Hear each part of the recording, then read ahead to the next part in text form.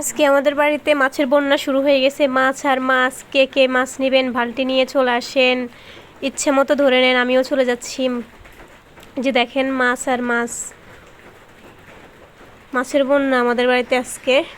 আমি তো পাগল হয়ে যাচ্ছি, কোনটা রাখি কোনটা নেব, কোনটা রাখি কোনটা নেব, আমি তো ভেবেই পাচ্ছিলাম না। পুরা পুকুরের চারপাশে মাছ, পুরা পুকুরের চারপাশে মাছ প্রচুর। না আমি নেব না দেখবো সেটাই ভাবতেছি। এই যে এখান দিয়ে উঠতেছে সবগুলা।